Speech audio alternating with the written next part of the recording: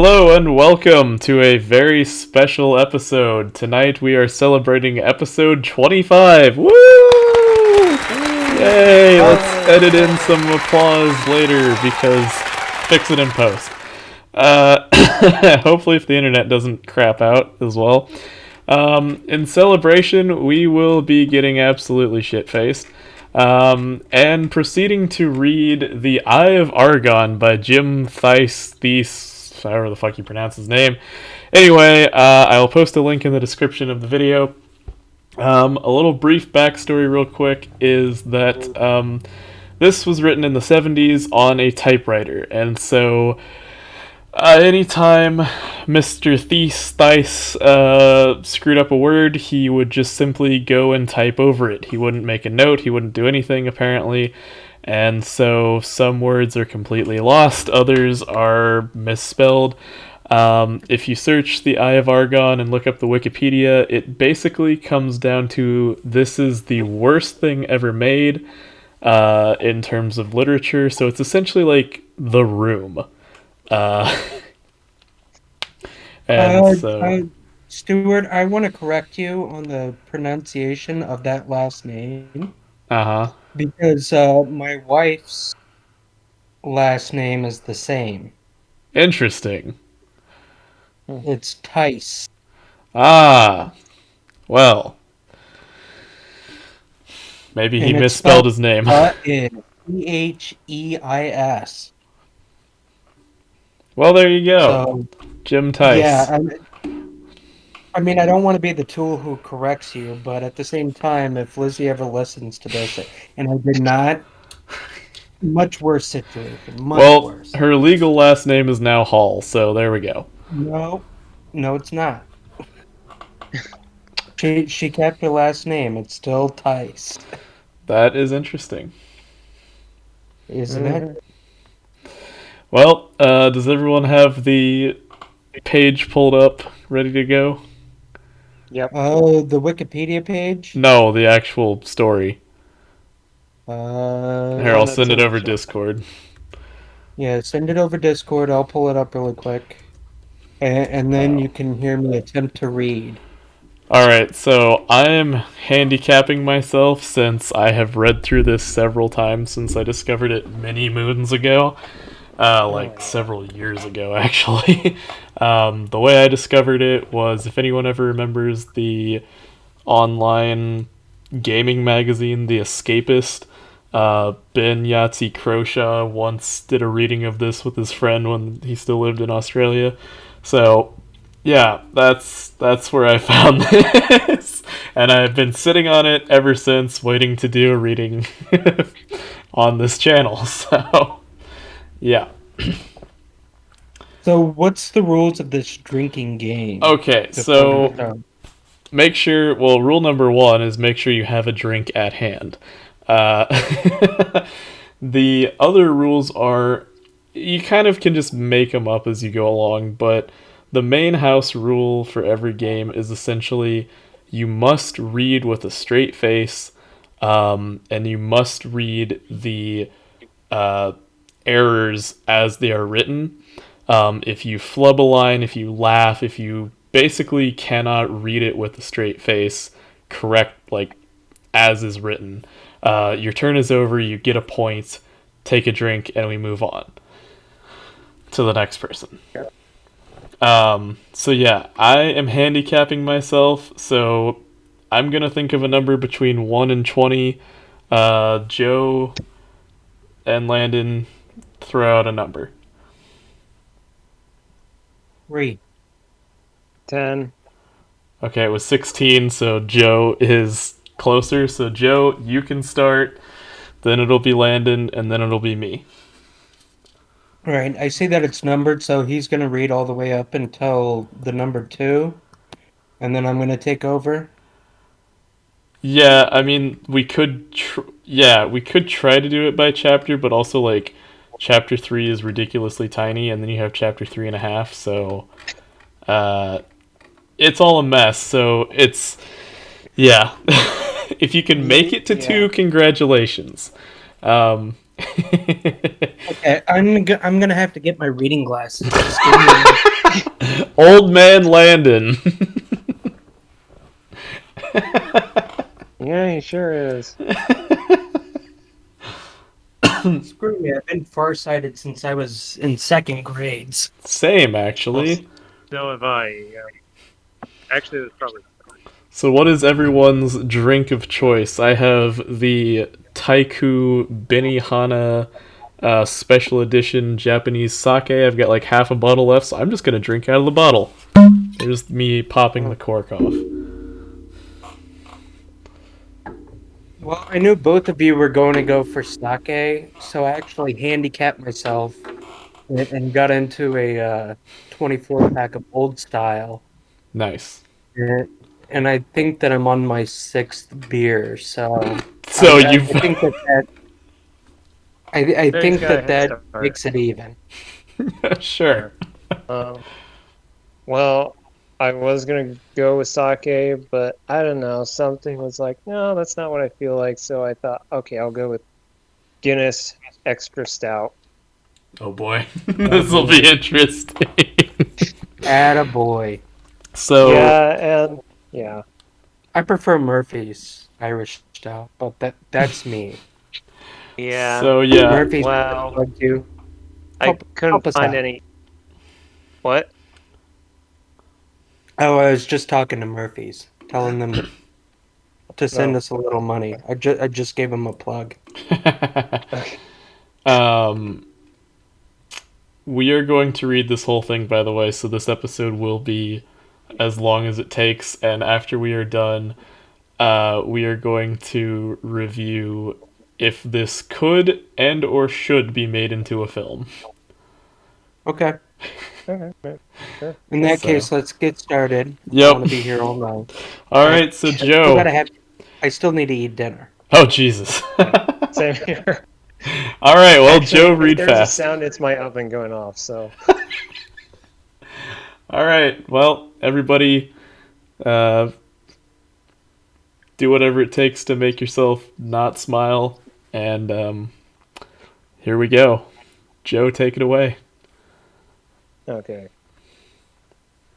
The weather-beaten trail wound ahead into the dust-racked climes of the barren land which dominates large portions of the Norgolian Empire. Age-worn hoof prints smothered by the sifting sands of time shone dully against the dust-splattered crust of earth. The tireless sun cast its parching rays of incandescence from overhead halfway through its daily revolution. Small rodents scampered about, occupying themselves in the daily accomplishments of their dismal lives. Dust sprayed over 3 heaving mounts in blinding clouds while they bore the burdensome cargoes of their struggling overseers. Prepare to embrace your creators in the Stygian haunts of hell, barbarian, gasped the first soldier. Only after you have kissed the fleeting stead of death, wretch, returned Grigner. Fuck. All right, 1 point I for made Joe. that far. Yeah, okay, there's a drink. All right, Landon. A sweeping blade of flashing steel riveted from the massive barbarian's hide enameled shield as his ripping right arm thrust forth, sending a steel-shod blade to the hilt in the soldier's vital organs.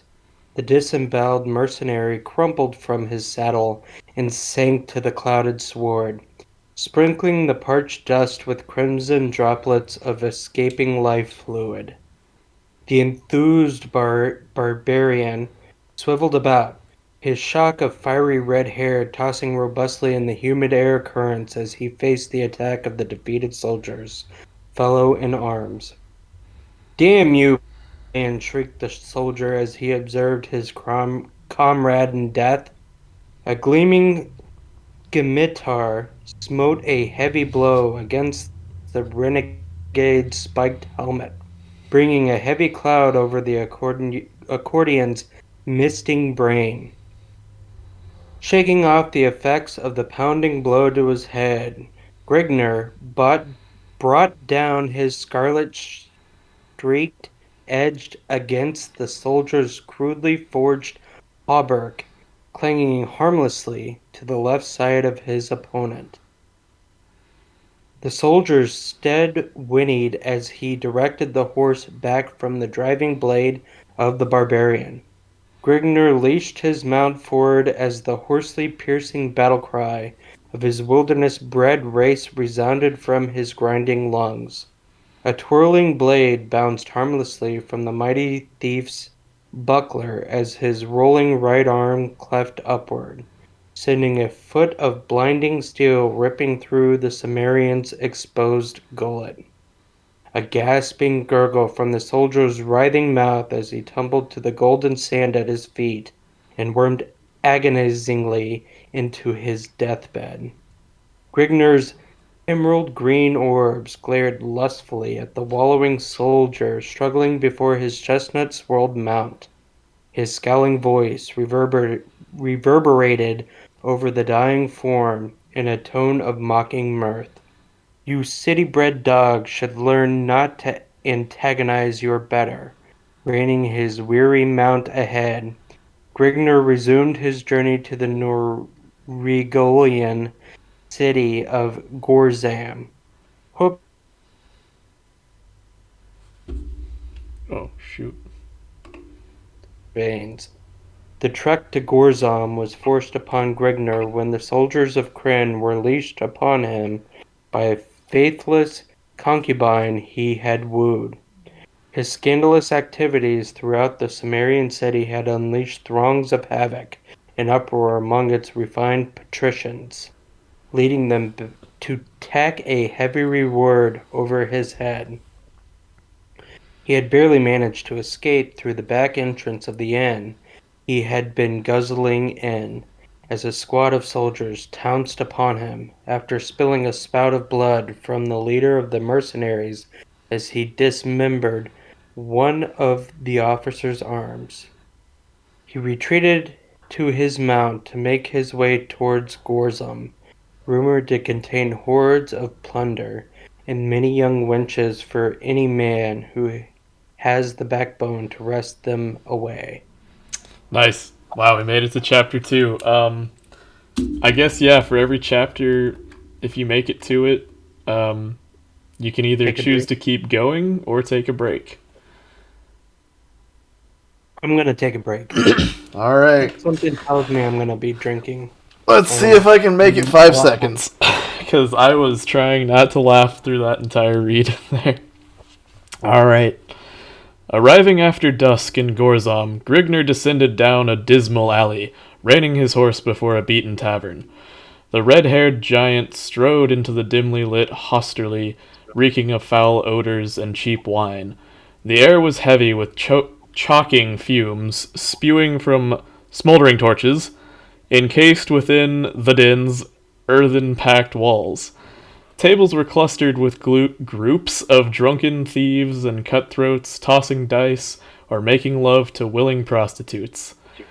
Eyeing a slender female crouched alone at a nearby bench, Grigner advanced, wishing to wholesomely occupy his time.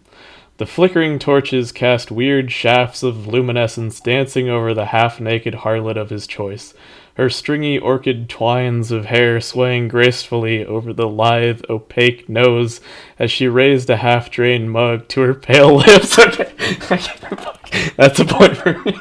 It's just constant descriptions. Point to drink. Joe, you're up. Okay, let's see how far this goes. Oh, man. Glancing upward, the alluring complexion noted the stalwart giant as he rapidly approached. A faint glimmer sparked from the pair of deep... I'm sorry. You couldn't even make it to the second sentence. Shut up. Okay, Landon. Number 2. Pair of deep blue ovals of the amorous female as she motioned toward Gregnar, enticing him to join her. The barbarian seated himself upon a stool at the wench's side, exposing his body, naked save for a loincloth, brandishing a long steel broadsword, an iron spiraled battle helmet, and a thick leather sandals to her unobstructed view. Thou hast need to occupy your time, barbarian, questioned the female. Only if something worth offering is within my reach, stated Gregnar, as his hand crept to embrace the tempting female, who welcomed them with open willingness.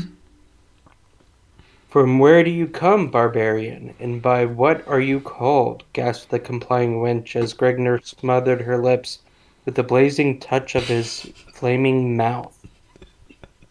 The engrossed Titan ignored the queries of the inquisitive female, pulling her towards him and crushing her sagging nipples to his yearning chest.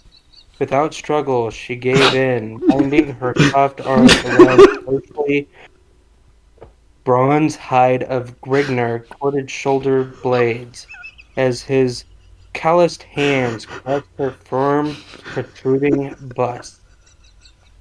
You make love well, wench, admitted Grignar as he reached for the vessel of potent wine his charge had been quaffing. A flying foot caught the mug Grignar had taken hold of, sending its blood-red contents sloshing over a flicking crescent. Leaching tongues of bright orange flame to the foot-trodden floor. Remove yourself, Sirrah, the wench belongs to me, blabbered a drunken soldier, too far consumed by the influence of his virile brew to take note of the superior size of his adversary. Gregnar lithely bounded from the startled female, his face lit up to an ashen red ferocity, and eyes locked in a searing feral blaze toward the swaying soldier. To hell with you, braggart! Bellowed the angered Accordion as he hefted his finely honed broadsword. The staggering soldier clumsily reached toward the pommel of his dangling sword, but before his hands ever touched the oaken hilt, a silvered flash was slicing the heavy air. The thews of the savage lashing right arm bulged from the glistening bronzed hide as his blade bit deeply into the soldier's neck, loping off the confused head of his senseless tormentor. With a nauseating thud, the severed oval topped to the floor as the segregated torso of Grignar's bovine antagonist swayed and collapsed in a pool of swirled crimson. In the confusion of the soldiers' fellows confronted Grignar with unsheathed cutlasses directed toward the latter's scowling makeup. The slut should have picked his quarry more carefully, roared the victor in a mocking baritone growl as he wiped his dripping blade on the prostrate form and returned it to its scabbard. The fool should have shown more prudence. However, you shall rue your actions while rotting in the pits, stated one of the sprawled soldier's comrades. Grignar's hand began to remove his blade from its leather housing, but retarded the motion and faced the blades waving before his face. Dismiss your hand from the hilt, barbarian, or you shall find a foot of steel sheathed in your gizzard. Grignar weighed his position, observing his plight, whereupon he took the soldier's advice as the only logical choice. To attempt to hack his way from his present predicament could only warrant certain death. He was of no mind to bring upon his own demise if an alternate path presented itself.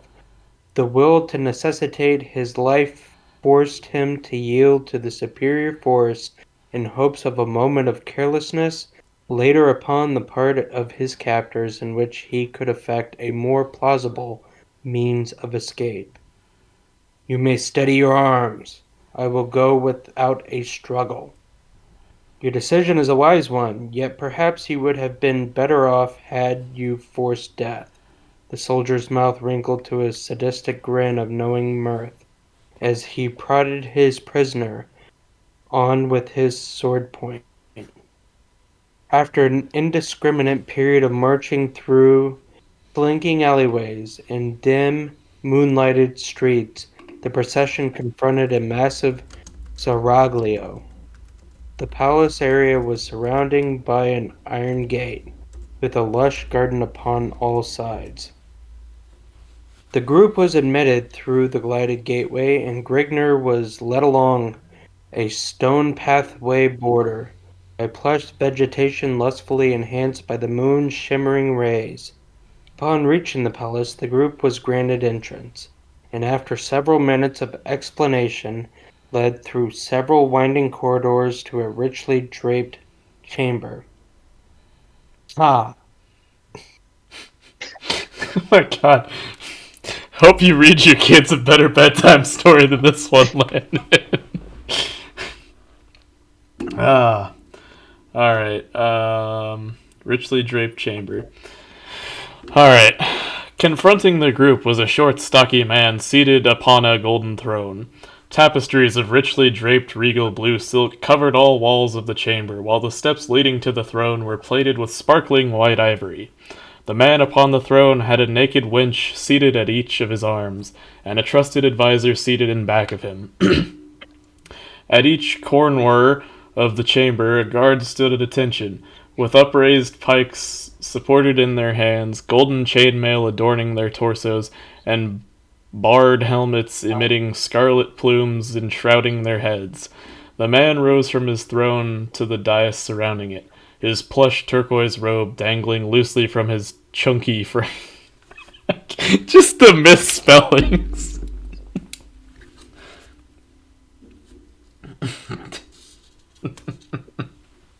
Okie doke. The soldiers. Soldiers surrounding Grigner fell to their knees with heads bowed to the stone masonry of the floor in fearful dignity to their sovereign liege. Explain the purpose of this intrusion upon my chateau. Your serenity, resplendent in noble grandeur, we have brought this yokel before you. The soldier gestured. This Right, yokel. Grigner. This yokel. Anyway, carry on.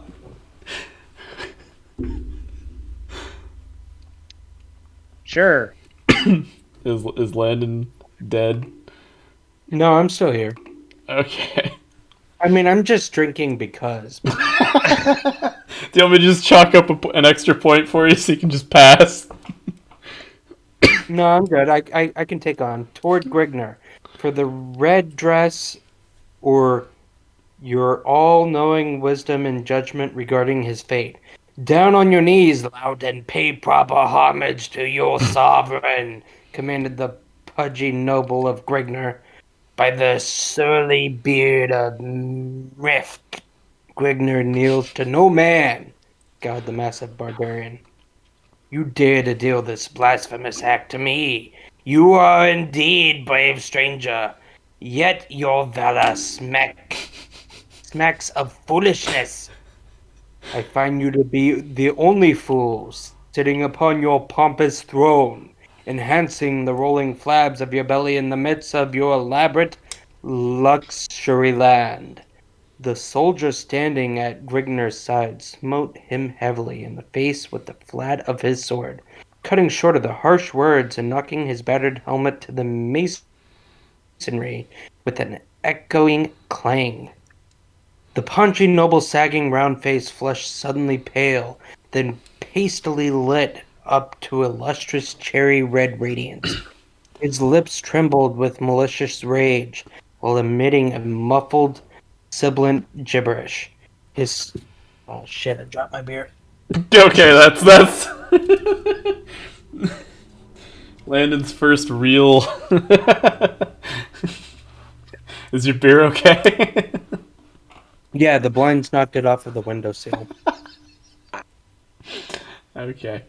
While emitting a muffled, silent, sibilant gibberish. His sagging flabs rolled like a tub of upset jelly, then compressed as he sucked in his gut in an attempt to conceal his softness.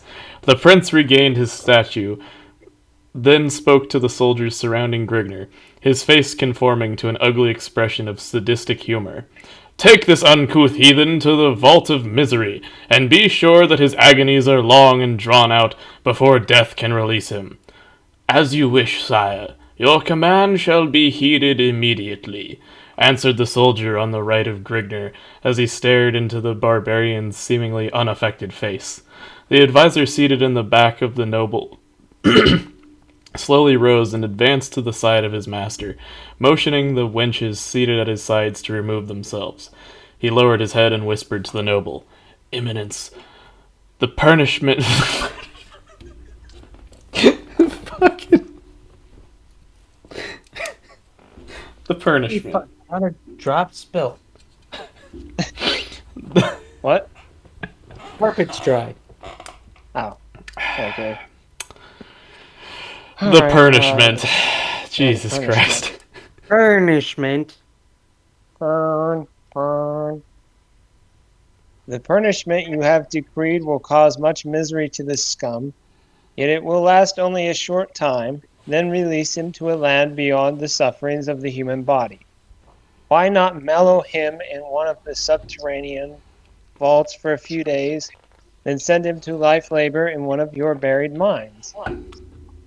To one such as he, a life spent in the confinement of the Stygian pits will be an infinitely more appropriate and lasting torture.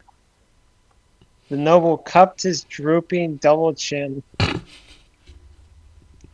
Son of a... You can just picture that one so well. And I left the little drawings down there too. Oh, yeah. Son of a... Oh, There's...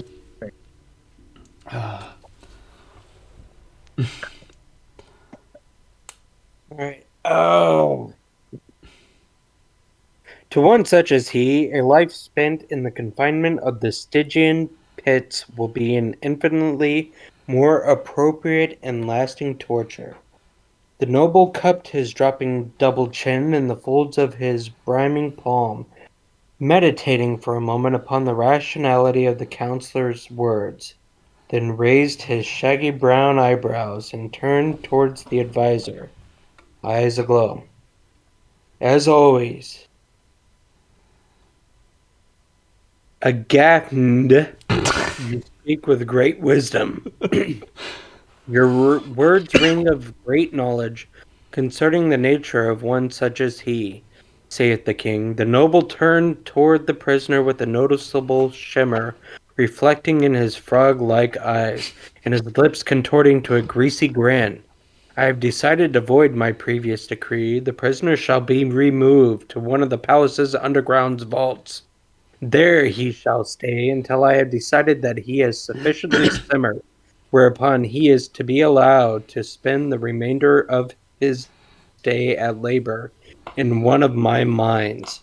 Upon hearing this, Grigner realized that his fate would be far less merciful than the death to one such as he, who is used to roaming the countryside at will. A life of confinement would be more than his body and mind could stand up to. This type of life would be immeasurably worse than death. I shall never understand the ways of your twisted civilization. I simply defend my honor and am condemned to life confinement by a pig who sits on his royal ass wooing whores and knows nothing of the affairs of the land he imagines to rule. Lectures Grigner? Enough of this. Away with the slut before I lose my control. Seeing the peril of his position, Grigner searched for an opening. Crushing prudence to the sword, he plowed into the soldier at his left arm, taking hold of his sword, and bounding to the dais, supporting the prince before the startled guards could regain their composure. Agatnd, Grigner and his sire, but found a sword blade permeating the length of his ribs before he could loose his weapon. The counselor slumped to his knees as Grigner slid his crimson blade from ribs cage. The fat prince stood undulating in insurmountable fear before the edge of the fiery main comet, his flabs of jelly blubber fading to and fro in ripples of flowing terror. Where is your wisdom and power now, your majesty? growled Grigner. The prince went rigid as Grigner discerned him glazing over his shoulder.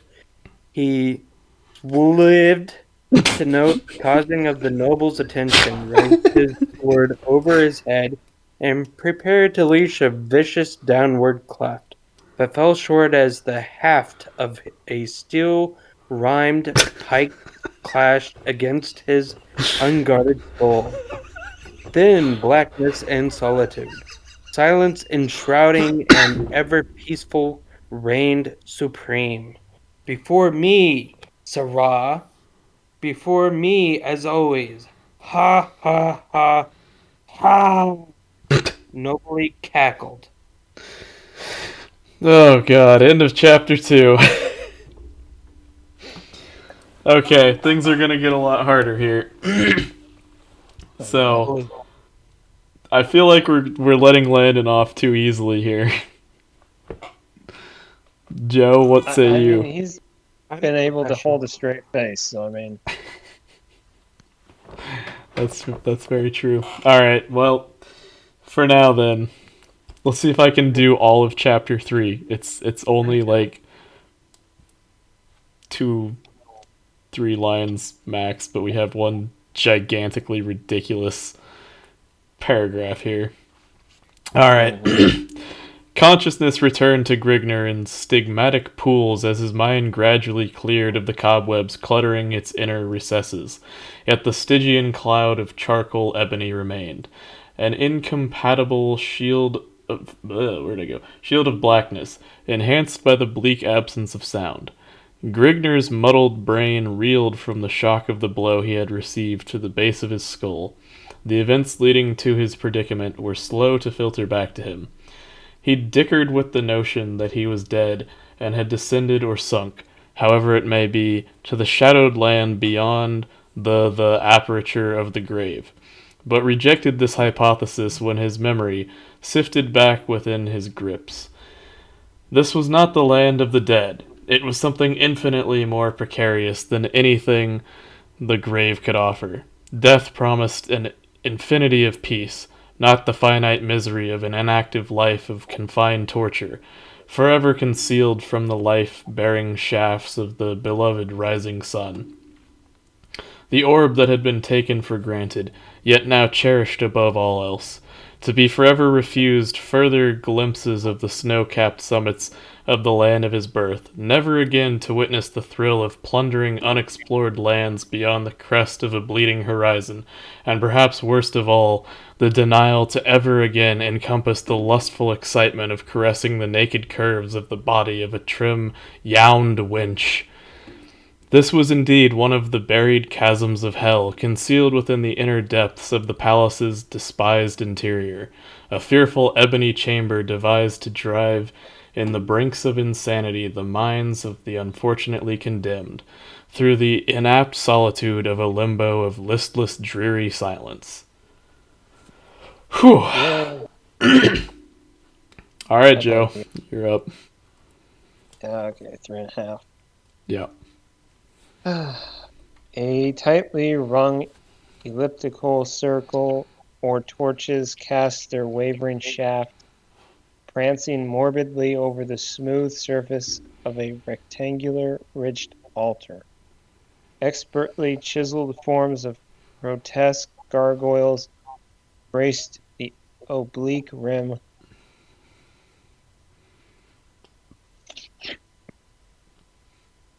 Was that a laugh? Yeah. I saw the next word. I'm sorry. Okay. It's not good. You lazy ass. Joe, you're up to 5 marks now. Protubrating the length of the grim orifice of death, staring forever ahead into nothingness in complete ignorance of the bloody rites enacted in their presence. Brown flaking stains decorated the golden surface of the ridge surrounding the altar, which banked to a small slit at the lower right-hand corner of the altar. The slit stood above a crudely pounded pail which had several silver mesh chalices hanging at its side. Dangling at the rim off golden mallet, the handle of which was engraved with images of twisted faces and groved at its far end with slots designed for a snug hand grip. The head of the mallet was slightly larger than a clenched fist and shaped into a smooth oval mass. Encircling the marble altar was a congregation of leering shaman, eerie chants of bygone ages, originating unknown eons before the memory of man, were being uttered from the buried recess of the acolytes' deep lings. Orange paint was smeared in generous globules over the top of the priests' wrinkled, shaven scalps, while golden rings projected from the lobes of their pink ears. Ornate robes of luscior purple satin enclosed their bulging torsos, attached around their waists with silvered silk lashes latched with ebony buckles in the shape of morose, misshaped skulls. Dangling around their necks were oval-fashioned medallions held by thin gold chains featuring in their centers blood-red rubies which resembled crimson fetish eyeballs. Cushioning their bare feet were plush red felt slippers with pointed golden spikes projecting from their tips. Situated in front of the altar and directly adjacent to the copper pail was a massive jade idol, a misshaped, hideous bust of the shaman's pagan deity. The shimmering green idol was placed in a sitting posture on an ornately carved golden throne raised upon a round, vory-plated dais. Its bulging arms and webbed hands resting on the padded arms of the seat. Its head was entwined in golden snake-like coils, hanging over its oblong ears, which tapered off to thin hollow points. Its nose was a bulging, triangular mass sunken in at its sides, with toe-gaping nostrils. Dramatic beneath the nostrils was a twisted, shaggy-lit mouth, giving the impression of a slavering, sadistic grimace. At the foot of the heathen deity, a slender, pale-faced female, naked but for a golden jeweled harness enshrouding her huge, outcropping breasts, supporting long silver laces which extended to her thigh, stood before the pearl-white field with noticeable shivers traveling up and down the length of her exquisitely molded body. Her delicate lips trembled beneath soft, narrow hands as she attempted to conceal herself from the piercing stare of the ambivalent idol. Glaring directly down toward her was the stony, cycloptic face of the bloated deity. Gaping from its single oblong socket was scintillating, many-faceted scarlet emerald, a brilliant gem seeming to possess a life of its own. A priceless gleaming stone capable of domineering the wealth of conquering empires. The Eye of Argon. Roll opening credits, I guess. Ta! Oh Amen too boy. soon. Let's see if I can just make it through this first paragraph. By the way, guys, I take my reading very seriously. Very Yes, seriously. I can tell. I Fuck don't. off. Alright, alright. All knowledge of measuring time had escaped Grigner. When a person is deprived of the sun, moon, and stars, he loses all conception of time as he had previously understood it. It seemed as if years had passed, if time were being measured by terms of misery and mental anguish, yet he estimated that his stay had only been a few days in length. He has slept 3 times, and he had fed 5 times since his awakening in the crypt. However, when the actions of his body are restricted, its needs are also affected. The need for nourishment and slumber are directly proportional to the functions the body has performed, meaning that when free and active, Grigner may become hungry every 6 hours, and witness the desire for sleep every 15 hours, whereas in his present condition he may encounter the need for food every 10 hours, and the want for rest every 20 hours. All methods he had all methods he had before depended upon were extinct in the dismal pit. Hence he may have been in prison for 10 minutes or 10 years. He did not know, resulting in a disheartened emotion deep within his being. The food, if you can honor the mouldering lumps of fetid mush to that extent, was borne to him by 2 guards who opened a portal at the top of his enclosure and shoved it to him in wooden bowls. Retrieving the food and water bowels from his previous. Okay. I mean, come on. You were doing so well. I was. But just, like, you typed the fucking word like three words ago. I mean, come on. Yep. Okay, so from there. Oh, God. Start with bowels. What? Said start with bowels. Okay.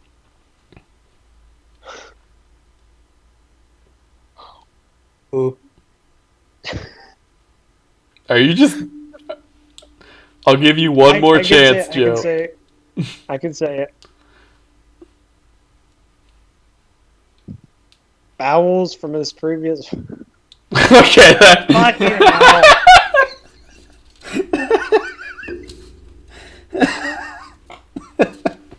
Oh, Through this sentence, bowels from the previous meal at the same time, after which they threw back the bolts on the iron latch and returned to their other duties. Okay, you can start after duties. You're gonna take a point, Landon? No, I'll keep going. Okay. Alright.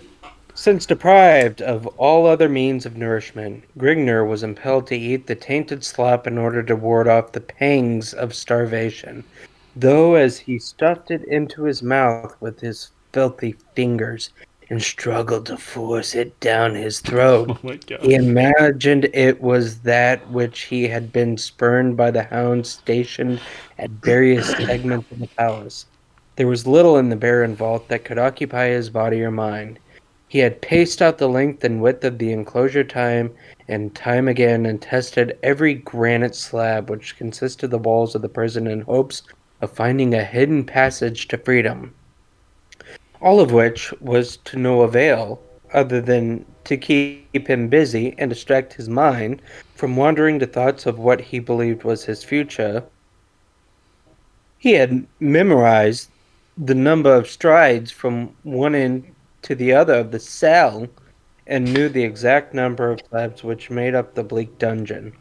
Numerous schemes were introduced and alternately discarded in turn, as they succored to unravel to him no means of escape which stood the slightest chance of success. Anguish continued to mount as his means of occupation were rapidly exhausted.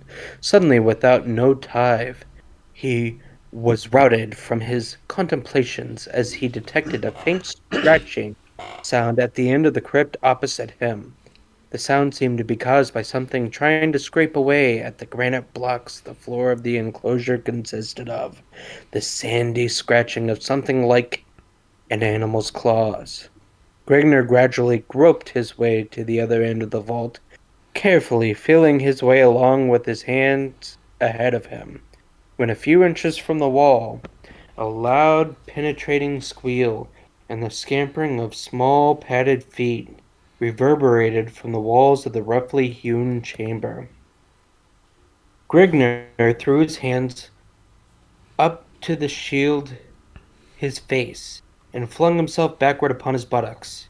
A fuzzy form bounded to his hairy chest, burying its talons in his flesh, while gnashing toward his throat with its grinding white teeth, its sour, fetid breath scorching the squirming barbarian's dilating nostrils. Grigner grappled with the lashing flexor muscles of the repugnant body of a gargantuan, brown-hided rat, striving to hold its razor teeth from his juicy jugular, and its beady gray organs of sight glazed into the flaring emeralds of its prey. Taking hold of the rodent around its lean, growling stomach with both hands, Grigner pried it from his crimson-rent breast, removing small patches of flayed flesh from his chest in the motion between the squalid black claws of the starving beast. Holding the rodent at arm's length, he cupped his right hand over its frothing face, contracting his fingers into a vice-like fist over the quivering head. Retaining his grips on the rat, Grigner flexed his outstretched arms while slowly twisting his right hand clockwise and his left hand counterclockwise motion. The rodent let out a tortured squall, drawing scarlet as it violently dug its foaming flecked fangs into the barbarian's sweating palm, causing his face to contort to an ugly grimace as he cursed beneath his breath. With a loud crack, the rodent's head parted from its squirming torso, sending out a sprinkling shower of crimson gore and trailing a slimy string of disjointed vertebrae. Snapped trachea, esophagus, and jugular, disjointed hyoid bone, morose, purpled stretched hide, and blood-seared muscles. Flinging the broken body to the floor, Grigner shook his blood-streaked hands and wiped them against his thigh until dry, then wiped the blood that had showered his face and from his eyes. Again setting himself upon the jagged floor, he prepared to once more revamp his glum meditations. He told himself that as long as he still breathed, the gust of life through his lungs, hope was not lost. He told himself this, but found it hard to comprehend in his gloomy surroundings. Yet he was still alive, his bulging sinews at their peak of marvel, his struggling mind floating in a miral of impressed excellence of thought. Plot after plot sifted through his mind in energetic contemplations. Then it hit him. Minutes may have passed in silent thought or days. He could not tell, but he stumbled at last upon a plan that he considered as holding a slight margin of plausibility. He might die in the attempt, but he knew he would not submit without a final bloody struggle. It was not a foolproof plan, yet it built up a store of renewed vortexed energy in his overwrought soul. Though he might perish in the execution of the escape, he would still be escaping the life of infinite torture in store for him. Either way, he would still cheat the gloating prince of the succored revenge his sadistic mind craved so dearly. The guard would soon come to bear him off to the prince's buried mines of dread, giving him the sought-after opportunity to execute his newly formulated plan. Groping his way along the rough floor, Grigner finally found his tool in a pool of congealed gore. Okay, I screwed up. Congealed gore. Joe, do we need to take a vote and count that as a point? I mean, I think Landon's begging for a drink. Alright. Point it is, because he only has 2. Well, 3 now. Damn, Landon carried that chapter. Alright. Groping his whole damn story. Yeah. Groping his way along the rough floor, Grigner finally found his tool in a pool of congealed gore, the carcass of the decapitated rodent, the tool that the very filth he had been sentenced to spawned. When the time came for action, he would have to be prepared. So he set himself to rending the sticky hulk in grim silence, searching by the touch of his fingertips for the lever to freedom. Any qualms with what I just read? Yeah, the congealed. I thought it was congealed. No, it's congealed. Okay. I don't know. Congealed. Let's see how to spell congealed. Hopefully not whatever fucking dictionary this asshole wrote from. He was drunk. All right, where is it? No, he spelled it right. Okay. All right, so Damn it! Point for nothing. all right, I'm gonna elect to keep reading to my own detriment. Before Oh. we start, what's the point status at this? At this Joe has 6, Landon has 3, and I have 4. Woohoo! It's golf points though, so Landon's winning. Well, I'd that hope depends on so. how you look at it. Otherwise, I'd laugh a lot more. Please do. All right. Anyway, up to the altar and be done with it, wench, ordered a fidgeting shaman as he gave the female a grim stare accompanied by the wrinkling of his lips to a mirthful grin of delight. The girl burst into a slow, steady whimper, stooping shakily to her knees and cringing woefully from the priest with both arms wound snake-like around the bulging jade shin rising before her scantily attired figure. Her face was redly inflamed from the salty flow of tears spouting from her glassy, dilated eyeballs. With short, heavy footfalls, the priest approached the female, his piercing stare never wavering from her quivering young countenance. Halting before the terrified girl, he projected his arm outward and motioned her to arise with an upward movement of his hand. The girl's whimpering increased slightly, and she sunk closer to the floor rather than arising. The flickering torches outlined her trim build with a weird ornate glow as it cast a ghostly shadow dancing in horrid waves of splendor over smoothly worn whiteness of the marble-hewn altar. The shaman's lips curled back farther, exposing a set of blackened, decaying molders which transformed his slovenly grin into a wide, greasy arc of sadistic mirth and alternately interposed into the female a strong sensation of stomach-curdling nausea. "Have it as you will, female," gloated the enhanced priest as he bent over at the waist, projecting his ape-like arms forward, and clasped the female's slender arms with his hairy, round fists. With an inward surge of his biceps, he harshly jerked the trembling girl to her feet and smothered her salty, wet cheeks with the... Okay. Oh, God. These descriptions. Who just left?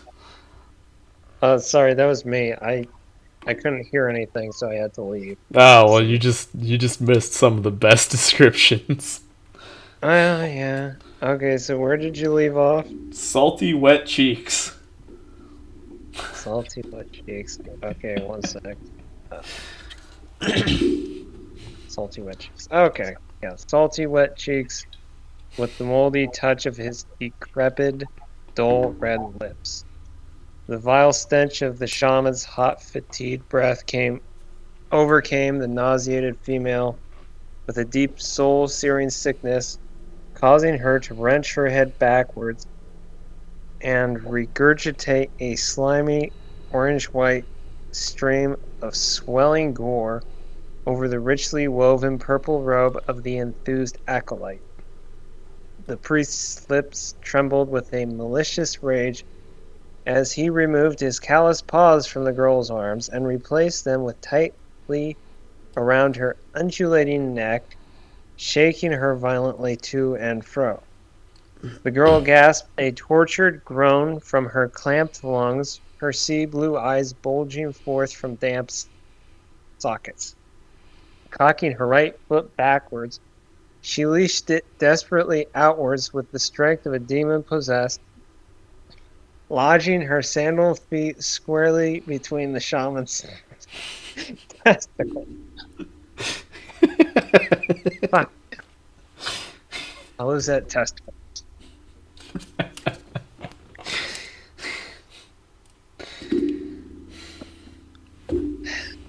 I feel like we could just move to the next sentence. We left off at the shaman's testicles. Yes. Okay. You don't have to necessarily read it because Joe technically finished the sentence. Okay. So the startled priest released his crushing grip, crimping his body over at the waist, overlooking his recessed belly. Wide open in a deep chasm, his face flushed to a rose-red shade of crimson, eyelids fluttering wide with eyeballs protruding blindly outwards from their sockets to their outmost perimeters, while his lips quivered wildly about, allowing an agonized wallow to gust forth as his breath billowed from burning lungs. His hands reached out, clutching his urinary gland as his knees wobbled rapidly about for a few seconds, then buckled, causing the ruptured shaman to collapse in an egg-huddled mass to the granite pavement, rolling helplessly about in his agony. The pathetic screeches of the shaman, groveling in dejected misery upon the hand-hewn granite-laid pavement, worn smooth by countless hours of arduous sweat and toil, a welter of ichor oozing through his clenched hands, attracted the perturbed attention of his comrades from their fotid ululations. The actions of this rebellious wench bespoke the credence of an unheard of sacrilege. Never before, in a lost maze of untold eons, had a chosen one dared to demonstrate such blasphemy in the face of the cult's idolic deity.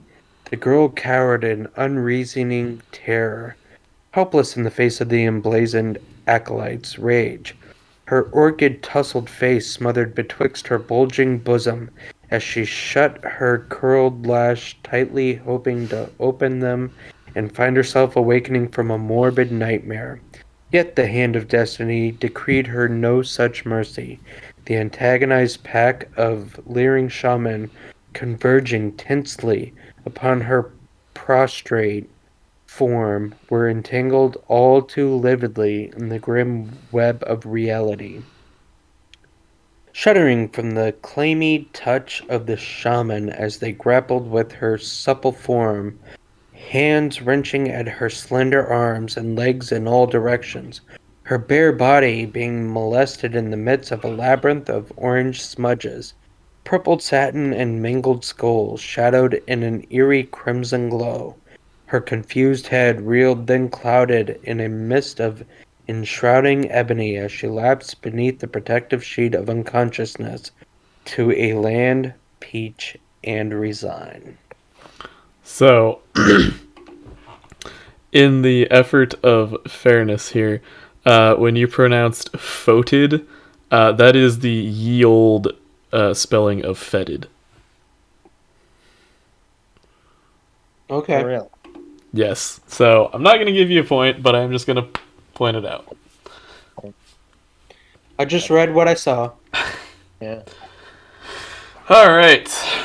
Chapter 6. We're like a little over halfway. "Take hold of this rope," said the first soldier, "and climb out from your pit, slut.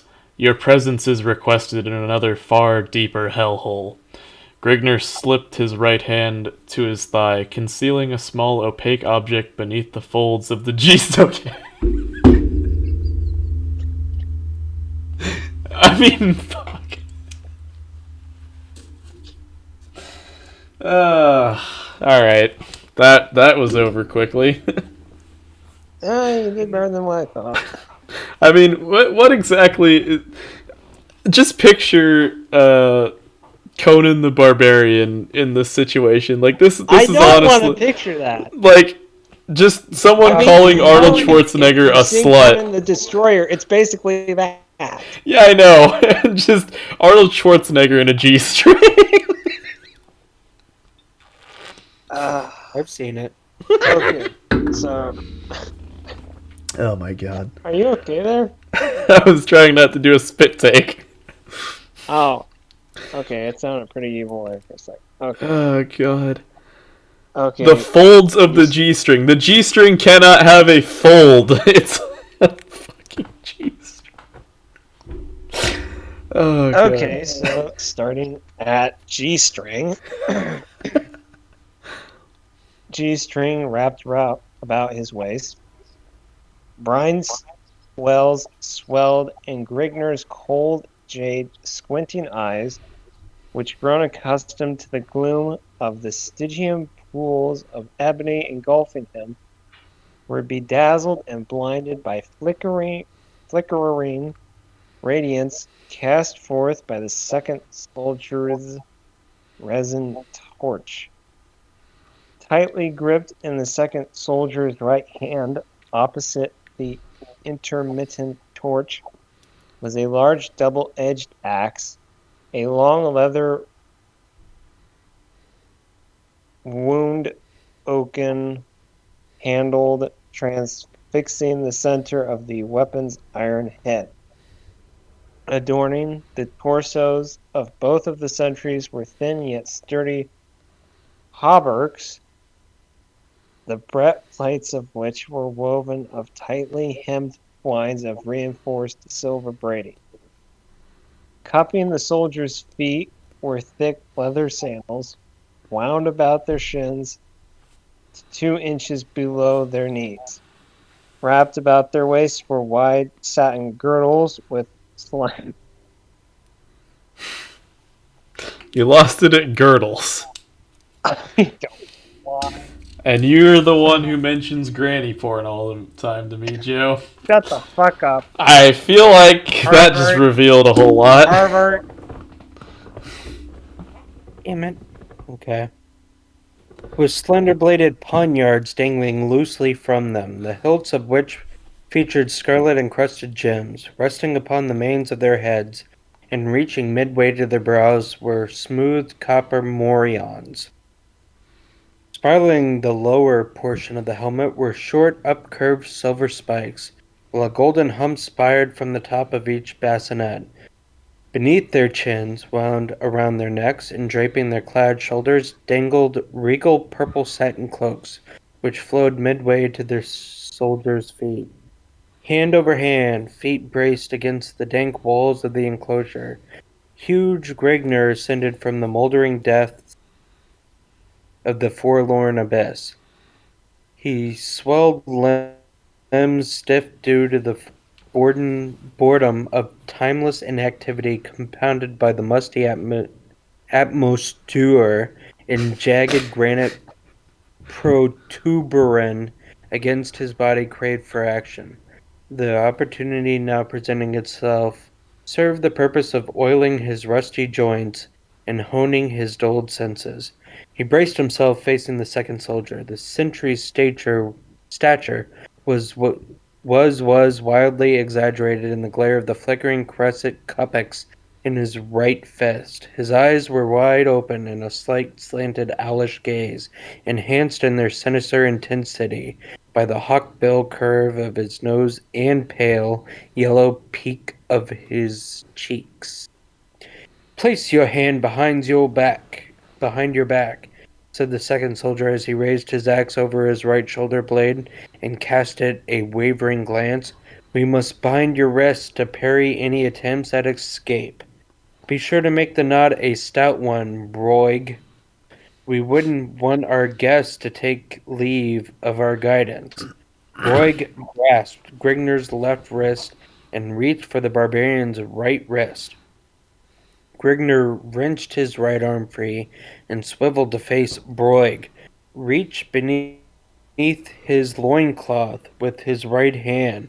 The sentry grappled at his girdle for the sheathed dagger, but recoiled short of his intentions as Grigner's right arm swept to his gorge. The soldier went limp, his bobbing eyes rolling beneath fluttering eyelids.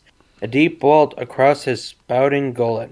Without lingering to observe the result of his efforts, Grigner dropped to his knees, the second soldier's axe cleft over Grigner's head in a blizzé of silvered ferocity, severing several scarlet locks from his scalp. Coming to rest in his fellow's stomach, the iron head crashed through mail and flesh with splintering force, spilling a poof of crimsoned entrails over the granite paving. Lennon, I think you're officially drunk. That was spilling a pool. Sorry, my daughters are taking a bath, and I'm hearing a lot of screaming in the other room, and it was okay. I'll Point for take the point. Landon. I'll take the point. Before the sentry could wrench his axe free from his comrade's carcass, he found Grigner's massive hands clasped about his throat, choking the life from his clamped lungs. With a zealous grunt, the accordion flexed his tightly corded biceps, forcing the grim-faced soldier to one knee. The sentry plunged his right fist into Grigner's face, digging his grimy nails into the barbarian's flesh. Ejaculating a curse through rasping teeth, Grigner surged the bulk of his weight forward, bowling the besieged soldier over upon his back. The sentry's arms collapsed to his thigh, shuddering convulsively, his bulging eyes staring blindly from a bloated, cherry-red face. Rising to his feet, Grigner shook the blood from... Okay.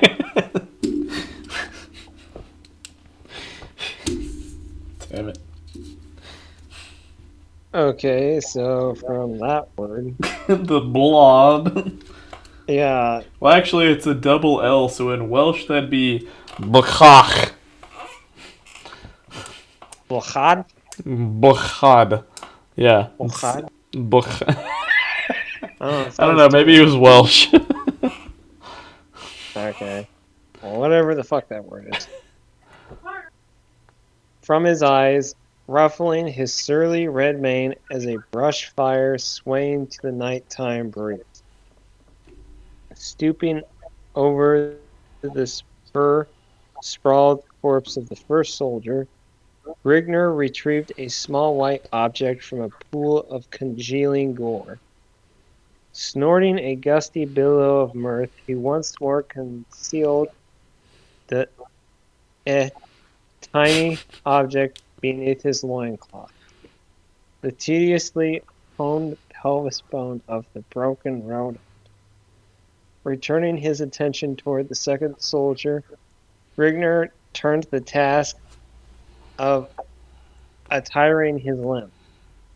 To move about freely through the dim recesses of the castle would require the grotesque garb of its soldier.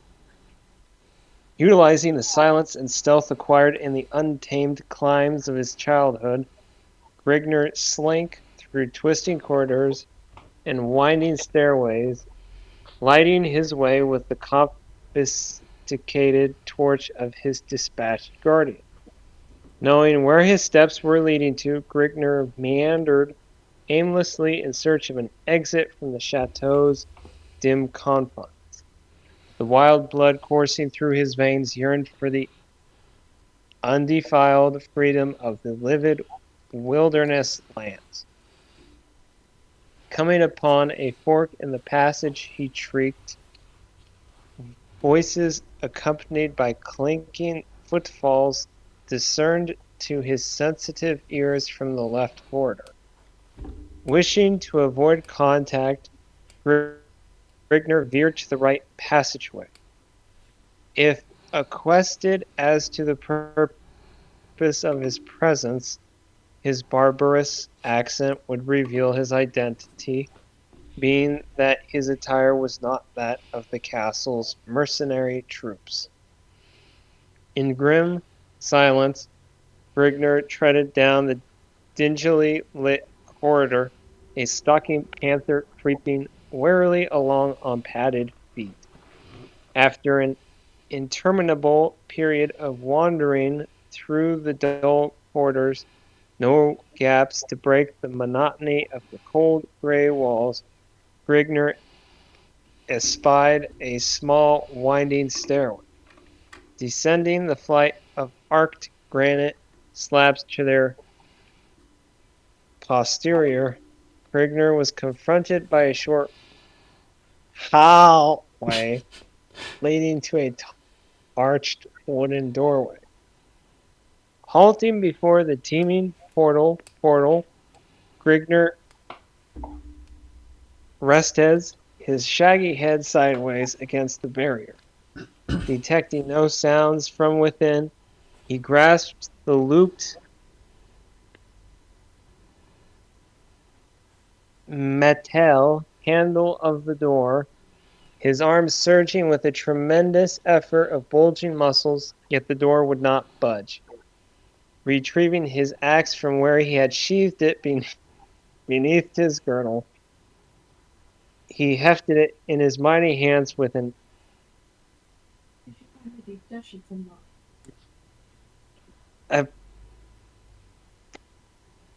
appeased Sure. grunt, and wedging one of its blackened edges into the crack between the portal and its iron-rimed sill.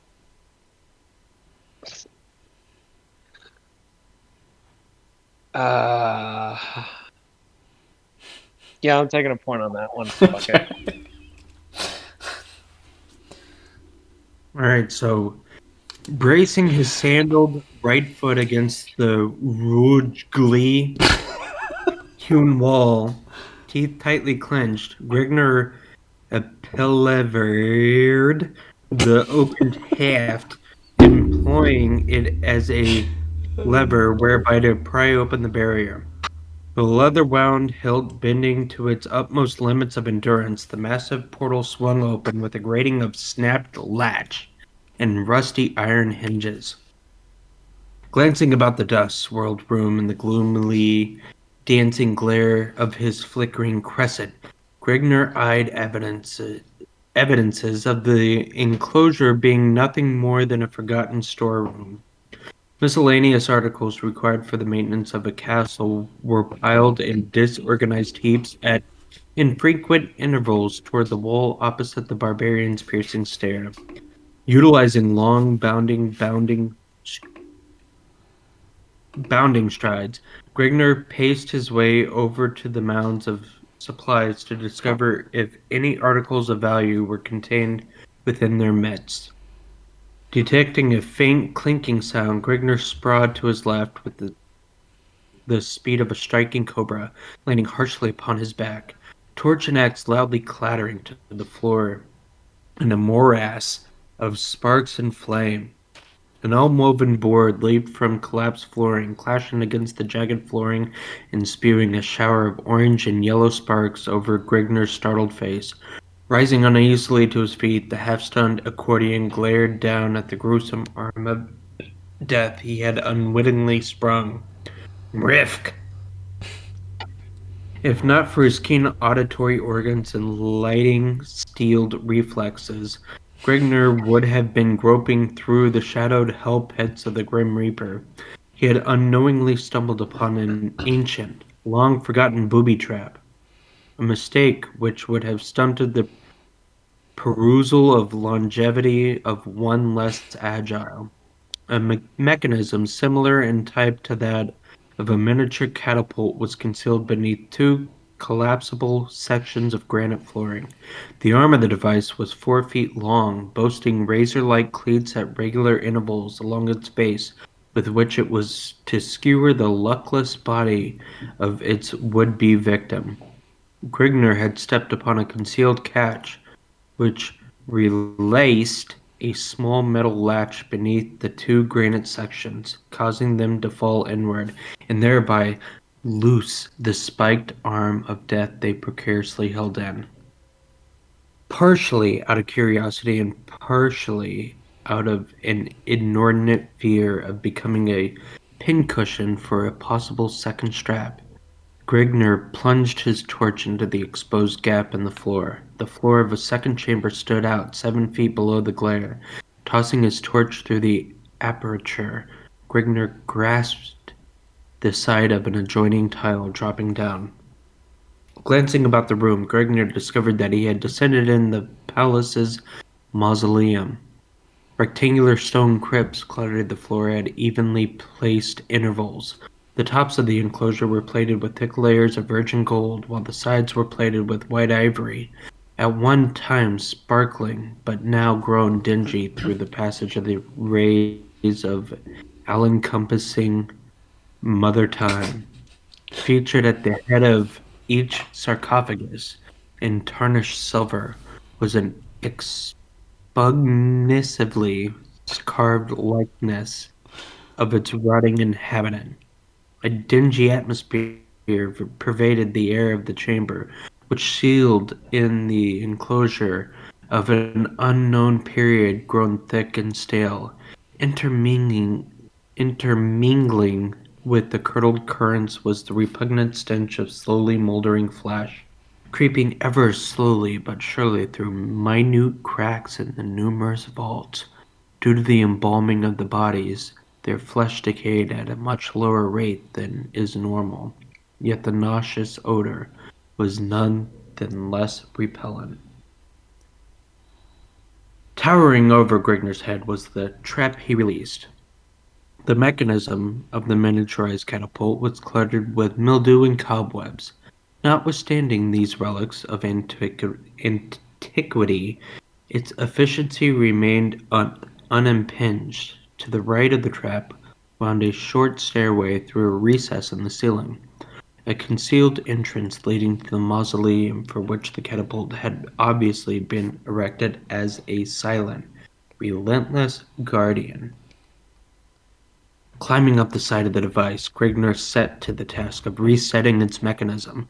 In the event that a search was organized, it would prove well to leave no evidence of his presence open to wandering eyes. Besides, it might even serve to dwindle the size of an opposing force.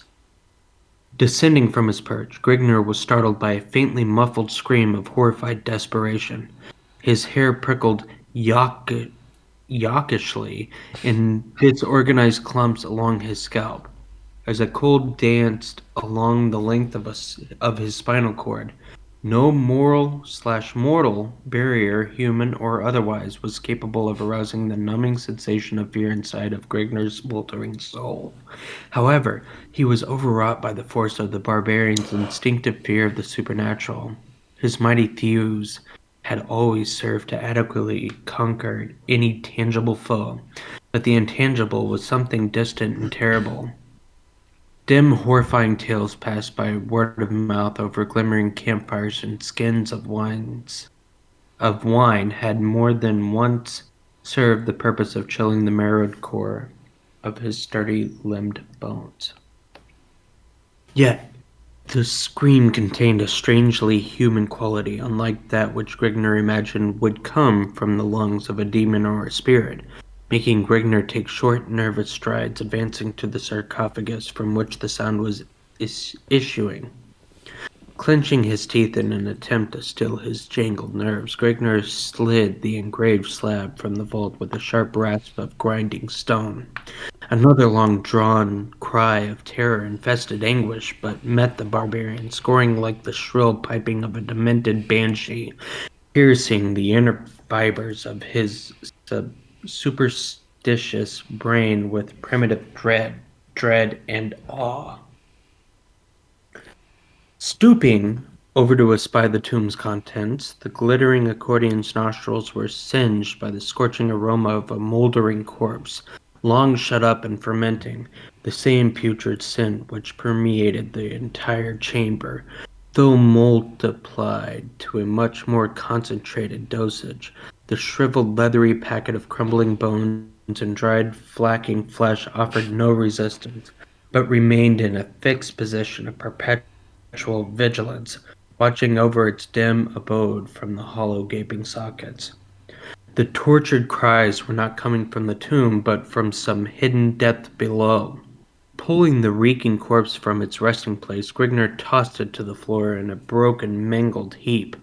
Upon one side of the crypt's bottom was attached a series of tiny hinges, while running parallel along the opposite side of a convex railing, like protuberance laid so as to appear as a part of the interior surface of the sarcophagus. Raising the slab upon its bronze hinges, long removed from the gaze of human eyes, Grigner perceived a scene which caused his blood to smolder not unlike bubbling, molten lava. Directly below him, a whimpering female lay stretched upon a smooth surfaced marble altar. A pack of crazy-faced shaman clustered around her in a tight circular formation. Crouched over the girl was a tall, pot-bellied priest, his face dominated by a disgusting, open-mouthed grimace of sadistic glee. Suspended from the acolyte's clenched right hand was a carven oval-faced mallet, which he waved menacingly over the girl's shadowed face, an incoherent gibberish flowing from his grinning, thick-lipped mouth. In the face of the amorphous, broad-breasted female, stretching out alluringly before his gaping eyes, the universal whim of nature filing a plea of despair inside of his white-hot soul, Grigner acted in the only manner he could perceive, giving vent to a hoarse, throat-rending battle cry. Grigner plunged into the midst of the startling shaman, torch simmering in his left hand and axe twirling in his right. A gaunt skull-faced priest standing at the far side of the altar clutched desperately at his throat, coughing furiously in an attempt to catch his breath.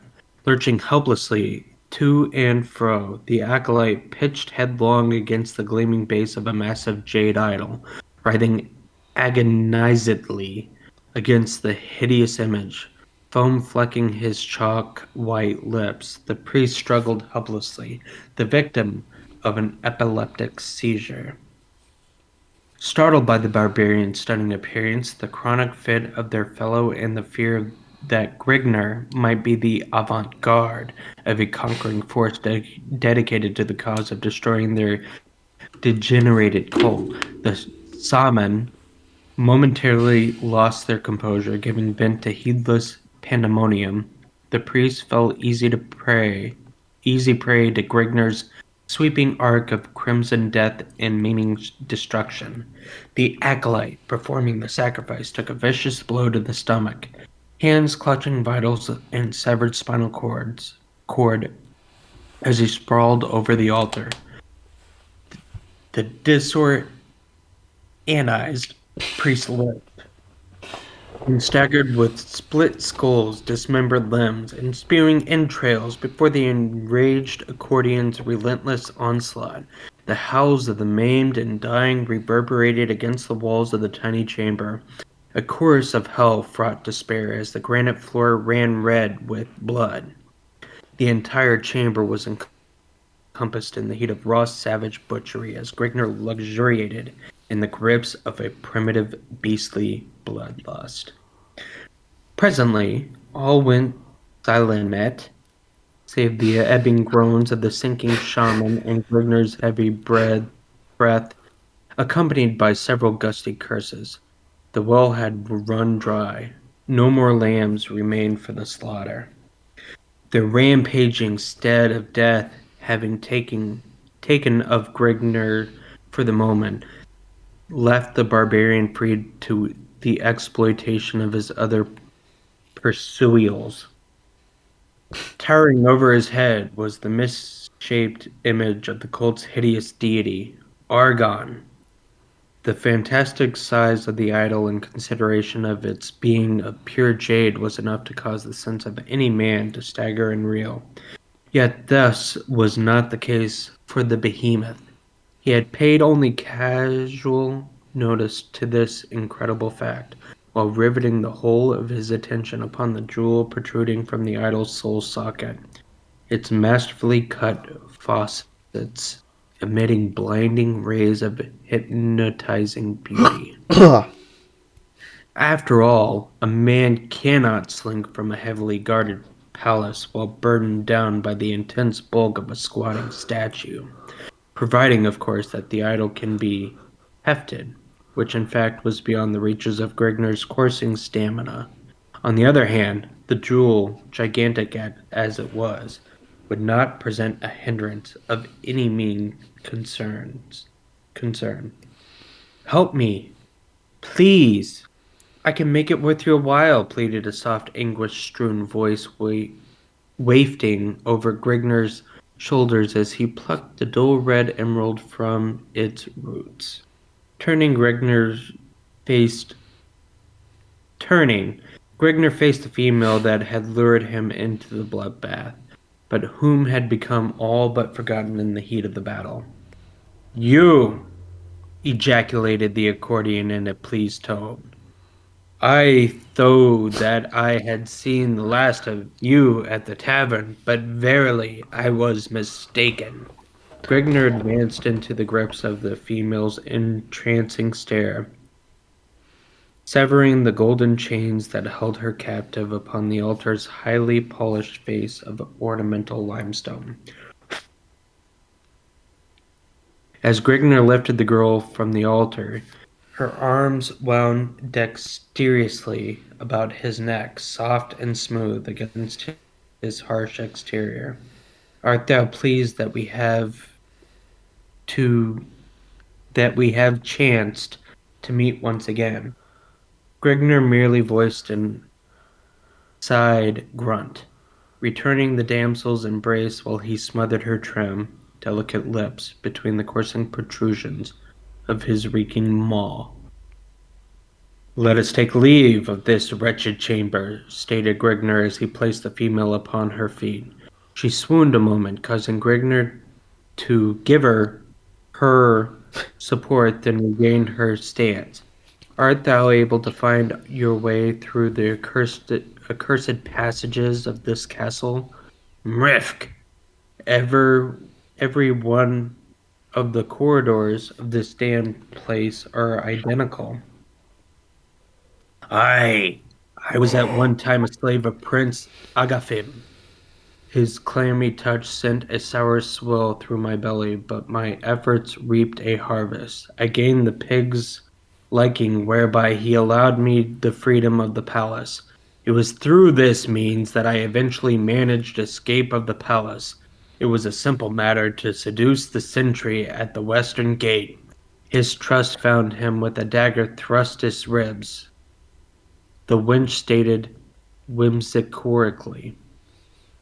What were you doing at the tavern whence I discovered you? Asked Grigner as he lifted the female through the opening into the mausoleum. I had sought to lay low from the palace's guards as they conducted their search for me. The tavern was seldom frequented by the palace guards, and my identity was unknown to the common soldiers. It was through the disturbance that you caused that the palace guards were attracted to the tavern. I was dragged away shortly after you were escorted to the palace. What are you called by, female? Carthena, daughter of Mincardos, Duke of Barwego, whose lands border along the northwestern fringes of Gorzon. I was paid as homage to Agatham upon his 38th year. That's the femme.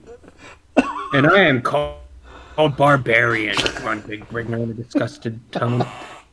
Aye, the ways of our civilization are in many ways warped and distorted. But what is your calling? She queried bustily. Grignor of Ecordia. I have heard vaguely of Ecordia. It is the hill country to the far east of the Norgolian Empire. I have also heard Agatham cursed your land more than once when his troops were routed in the unaccustomed mountains and gorges, saith she. Aye, my people are not tarnished by petty luxuries and baubles. They remain fierce and unconquerable in their native climes. After reaching the hidden panel at the head of the stairway, Grigner was at a loss in regard to his operation. His fiercest heaves were as pebbles against burnished armor. Carthena depressed a small symbol included within the elaborate design upon the panel, whereupon it slowly slid into a cleft in the wall. How did you come to be the victim of those craved shaman? requested Grigner as he escorted Carthena through the piles of bromage on the left side of the trap. By Agatham's orders, I was thrust into a secluded cell to await his passing of sentence. By some means, the priest of Argon acquired a set of keys to the cell.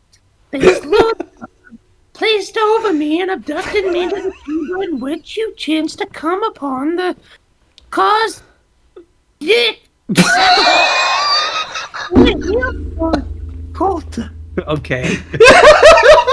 I broke. Jesus Christ! You were going for so fucking long.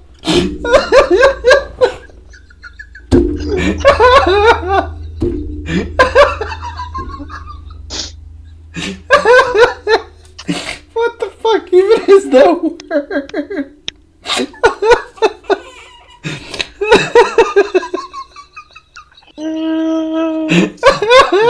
To prove that I can read.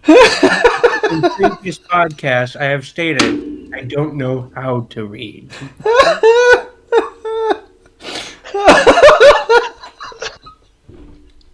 Oh man! Oh, people are gonna miss out so much when they. oh man! Oh, those who've stuck around truly deserve the reward, but oh, those who clicked off the video 10 minutes into this, you poor bastards. Oh god, that was beautiful. Oh my god.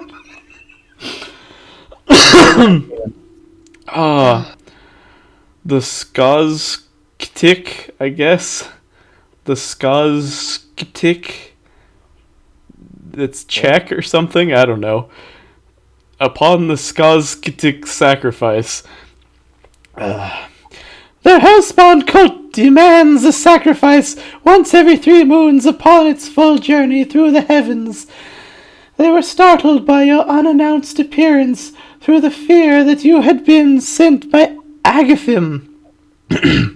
The prince would surely have submitted them to the most ghastly of tortures if he had ever discovered their unfaithfulness to Sargon, his bastard deity.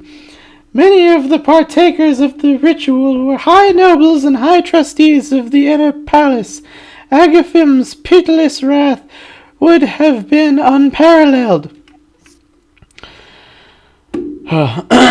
They have no more to fear of Agathim now, bellowed Grigner in a deep, mirthful tone, a gleeful smirk upon his face. I have seen that they were delivered from his vengeance. Engrossed by Carthena's graceful stride and conversation, Grigner failed to take note of the footfalls rapidly approaching behind him. As he swung aside the arched portal linking the chamber with the corridors beyond, a maddened, blood-lusting screech reverberated from his eardrums. Seemingly utilizing the speed of thought, Grigner swiveled to face his unknown foe. With gaping eyes and widened jaws, Grigner raised his axe above his surly mien. But he was too late. Full disclosure, I got tired of hearing myself read, so I love that voice. That was so good. What the fuck were you doing, Stuart? What I don't know! Bitch?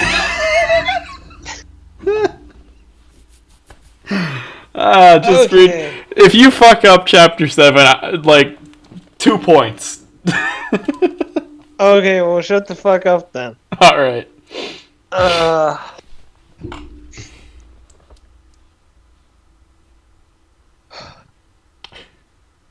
With wobbling knees and swimming head, the priest that had lapsed into an epileptic seizure rose unsteadily to his feet.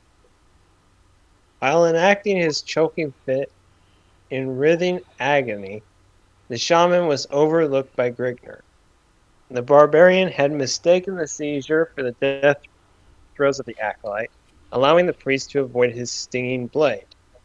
The sight that met the priest's inflamed eyes nearly served to sprawl him upon the floor once more. The sacrificial sat it grim, blood-splattered silence all around him, broken only by the occasional yelps and howls of his maimed and butchered fellows. Above his head rose the hideous idol, its empty socket holding the shaman's furbished, infuriated gaze. His eyes turned to a stony glaze with the realization of the pillage and blasphemy. Due to his high susceptibility following the seizure, the priest was transformed into a raving maniac bent solely upon wreaking vengeance. With lips curled and quivering, a crust of foam dripping from them, the acolyte drew a long, wicked-looking, jewel-hilted scimitar from his silver girdle and fled through the aperture in the ceiling, uttering a faintly perceptible ceremonial gibberish.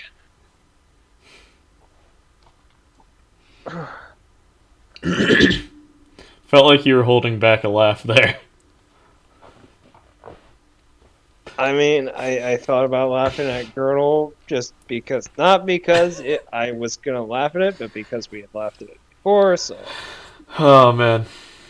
Well, chapter 7.5, the final chapter. Not as long as chapter 6, but Jesus still. Christ. Oh man, how about that picture of the woman there? Oh, yeah. Anyone gonna get off to that tonight? Maybe. What the fuck is wrong with you?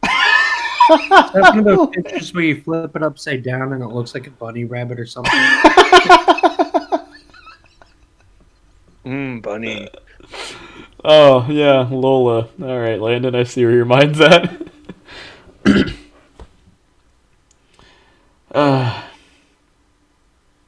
Alright, so Joe, are you continuing on, or?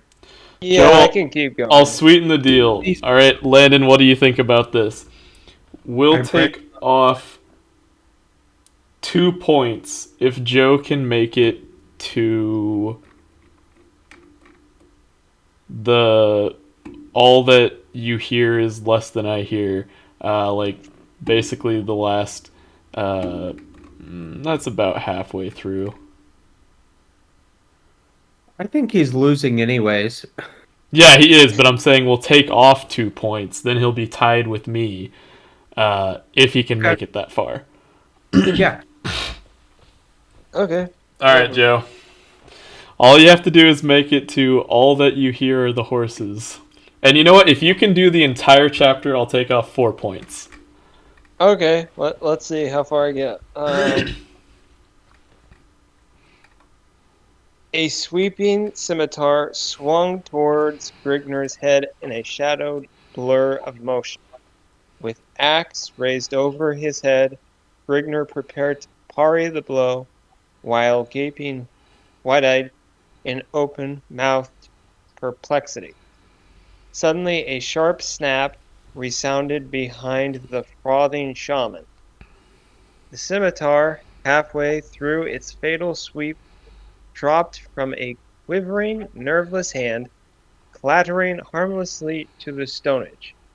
Cutting his screech short with a bubbling, red-mouthed gurgle, the lacerated acolyte staggered under the pressure of the released springboard. Excuse me. After a moment of hopeless struggling, the shaman buckled, sprawling face down in a widening pool of,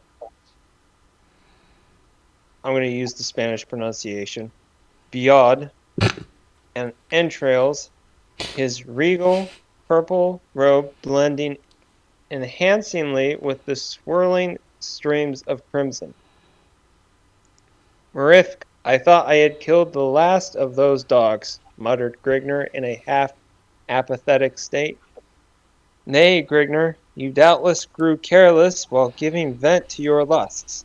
But let us not tarry any longer, lest we overtax the fates. The paths leading to freedom will soon be barred. The wretch's cries must certainly have attracted unwanted attention, the wench mused. By what direction shall we pursue our flight? Up that stair and down the corridor, a short distance, is the concealed entrance to a tunnel seldom used by others than the prince, and known to few others save the palace's royalty. It is used mainly by the prince when he wishes to take leave of the palace in secret. It is not always in the prince's best interests to leave his chateau in public view. Even while under heavy guard, he is often assaulted by hurtling stones and rotting fruits. The commoners have little love for him, lectured the near lady. It is amazing that they would ever have left a pig like him become their ruler. I should imagine that his people would rise up and crucify him like the dog he is. Alas, Grigner, it is not as simple as all that. His soldiers are well paid by him. So long as he keeps their wages up, they will carry out his damned wish. The crude implements of the common folk would never stand up under an onslaught of forged blades and protective armor. They would be going to their own slaughter, stated Carthena to a confused but angered Grigner as they topped the stairway. Excuse me. Yet how can they bear to live under such oppression? I would sooner die beneath the sword than live under such a dog's command, added Grigner as the pair stalked down the hall in the direction opposite that in which Grigner had come. But all men are not of the same mold that you are born of. They choose to live as they are so as to save their filthy necks from the chopping block, returned Carthena in a disgusted tone as she cast an appraised glance towards the stalwart figure at her side, whose left arm was wound dexterously about her slim waist, his slowly waning torch casting their images in intermingling wisps as it dangled from his left hand. Presently, Carthena came upon the panel, concealed amongst the other granite slabs and discernible only by the burned-out cresset above it. As I pushed the cresset aside, pushed the panel inwards. Katrina motioned to the panel she was referring to and twisted the cresset in a counterclockwise motion. Grigner braced his right shoulder against the walling, concentrating the force of his bulk against it. The slab gradually swung inward with a slight grating sound. Carthena stooped beneath Grigner's corded arms and crawled upon all fours into the passage beyond. Grigner followed after easing the slab back into place. Winding before the pair was a dark, musty tunnel, exhibiting tangled spiderwebs from its ceiling to wall and an oozing, sickly slime running lazily upon its floor. Hanging from the chipped wall upon Grigner's right side was a half-mouldered corpse, its gray, flacking arms held in place by rusted iron manacles. Carthena flinched back into Grigner's arms at sight of the leering, set in an ugly, distorted grimace, staring horribly at her from hollow, gaping sockets. His alcove must also be used by Agaphim as a torture chamber. I wonder how many of his enemies have disappeared into these haunts, never to be heard from again, pondered the hulking brute. Let us flee before we are also caught within Agaphim's ghastly clutches. The exits from this tunnel cannot be very far from here, said Carthena, with a slight sob to her voice as she sagged in Grigner's encompassing embrace. Aye, it will be best to be finished with this corridor as soon as it is possible. Why do you flinch from the sight of death so? Rift! You have seen much death this day without exhibiting such emotions, exclaimed Grigner as he led her trembling form along the dingy confines. The man hanging from the wall was Doyanta. He had committed the folly of showing affections for me in front of Gatham. He never meant any harm by his actions. At this, Carthena broke into a slow, steady whimpering, choking her voice with gasping sobs. There was never anything between us, yet Agatham did this to him. The beast. May the demons of hell's deepest haunts claw away at his wretched flesh for this merciless act, she prayed. I detect that you felt more for this fellow than you wish to let on. But enough of this. We can talk of such matters after we are once more free to do so. With this, Grigner lifted the grieved female to her feet and strode onward down the corridor, supporting the bulk of her weight with his surging left arm. Presently, a dim light was perceptibly filtering into the tunnel, casting a dim reddish hue upon the moldy wall of the passage's grim confines. Carthena had ceased her whimpering and partially regained her composure. The tunnel's end must be nearing. Rays of sunlight are beginning to seep into. Grigner clammied his right hand over Carthena's mouth, and with a slight struggle pulled her over to the shadows at the right-hand wall of the path, while at the same time thrusting this torch beneath an overhanging stone to smother its flickering rays. Be silent. I can hear foot. Oh, you were so close.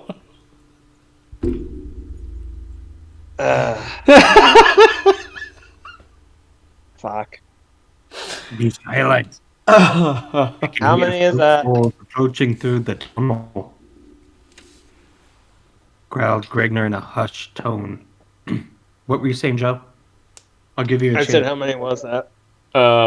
Yeah, did we say we were gonna double the points or just only take off 2 and give him 1 if he... Because I also need a drink. I think that it was... We take off 2 points. If... But he didn't. He was like literally 1 sentence away. And I need a drink. I'm okay with giving it to him, but if you wanna withhold, I'm okay with that too. Well, Yeah, I need a drink, so I'll take it. I really don't give a shit. alright, Joe, so the standings are, real quick, Joe is at 10 now. Landon's at 5, and I'm at 7. Oh, well. Okay, so I'm gonna take this home. Okay. Where were we? Just start back at Be Silent, I guess. Okay. Alright, so be silent.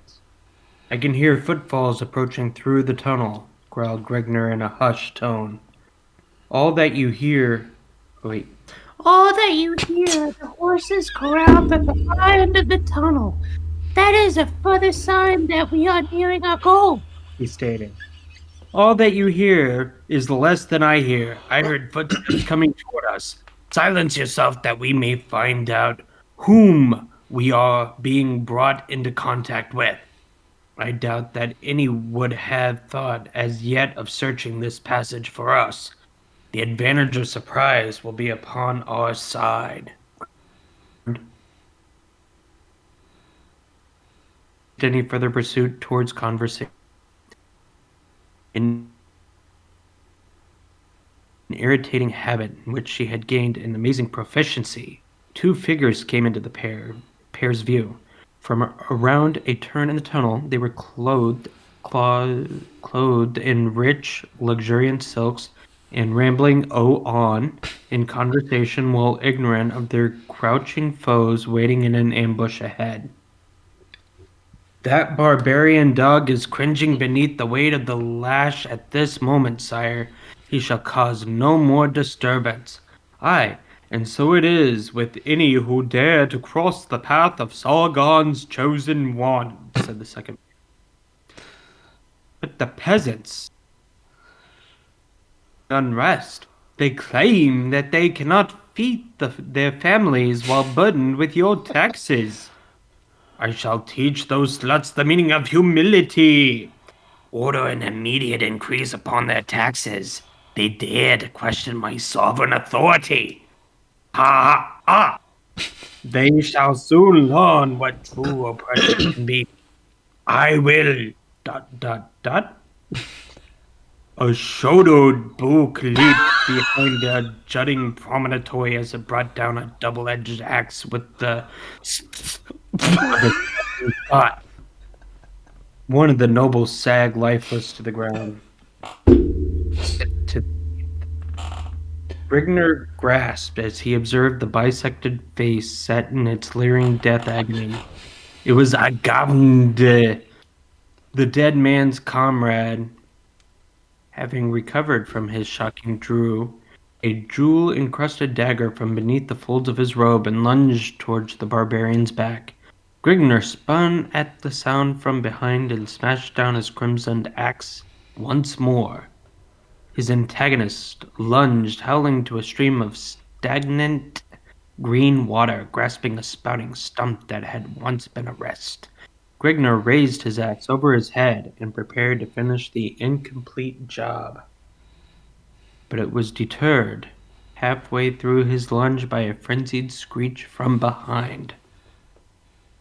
Carthena leapt to the head of the writhing figure, plunging a smoldering torch into the agonized face. The howls increased in their horrid intensity, stifled by the sizzling of roasting flesh, then died down until the man was reduced to a blubbering mass of squirming, insensate flesh. Grigner advanced to Carthena's side, wincing slightly from the putrid aroma of charred flesh that rose in a puff of thick white smog throughout the chamber. Carthena reeled slightly, staring dazedly downward at her gruesome handiwork. I had to do it. It was a guffin. I had to. Sargon should be more careful of his right-hand man, added Grigner, a smug grin upon his lips. But to hell with Sargon for now. The stench is becoming bothersome to me. With that, Grigner grasped Carthena around the waist, leading her around the bend in the cave and into the open. A ball of feral red was rising through the mist of the eastern horizon, dissipating the slinking shadows of the night. A curl stood before the pair, enclosing two grazing mares. Grigner reached into a weighted-down leather pouch dangling at his side and drew forth the scintillant red emerald he had obtained from the bloated idol. Raising it toward the sun, he said, "We shall do well with bauble." Carthena gaped at the gem, gasping in a terrified manner. Yeah. Argon, no, Kala. At this, the gem gave off a blinding glow, then dribbled through Grigner's fingers, slimy red ooze. Grigner stepped back, pushing Carthena behind him. The droplets of slime slowly converged into a pulsating jelly-like mass. A single opening transfixed the blob, Volmenta, into a leech-like maw. Then the hideous transgressor of nature flowed towards Grigner, a trail of greenish slime lingering behind it. The single gap puckered, repeatedly emitting a ghastly suckling sound. Grigner spread his legs into a battle stance, stealing his quivering thews of a battle royal with a thing he knew not how to fight. Carthena wound her arms about her protector's neck, mumbling, Kill it! Kill it! while her entire body trembled. The thing was almost upon Grigner when he buried his axe into the grisly maw. It passed through the blob and clanged upon the ground. Grigner drew his axe back with a film of yellow-green slime clinging to the blade. The thing was seemingly unaffected. Then it started to sluice up his leg. The hairs upon his nape stood on and from the slimy feel of the thing bully bulk, the Natos sucking sound became louder, and Grigner felt the blood being drawn from his body. With each hiss of hideous pucker, the thing increased in size. Grigner shook his foot about madly and attempted to dislodge the blob, but it clung like a leech, still feeding upon his rapidly draining life fluid. He grasped with his hands, trying to rip it off, but only found his hands entangled in a sickly glue-like substance. The slimy thing continued its puckering, now having grown the size of Grigner's egg from its vampiric feast. Grigner began to reel and stagger under the blob, his chalk-white face and faltering muscles attesting to the gigantic loss of blood. Carthena slipped from Grigner in a death-like faint. A morrow chilling scream upon her red, rubish lips. In final desperation, Grigner grasped the smoldering torch upon the ground and plunged it into the reeking maw of the travesty. A shudder passed through the thing. Grigner felt the blackness closing upon his eyes, but held on with the last ebb of his rapidly waning vitality. He could feel its grip lessening as a hideous gurgling sound erupted from the writhing maw. The jelly-like mass began to bubble like a vat of boiling tar as quivers passed upon and down its entire form. The end. Holy shit, Landon. Alright, so, since I'm, like, kind of in the middle here, shall we do a challenge for either Landon or Joe? I'm not sure how we should do this. I have a coin with me. Do we want to just flip a coin, heads, Landon, tails, Joe? Sure. Okay. Okay. I guess heads will be the president and tails will be the Statue of Liberty. I think that's how $1 coins work.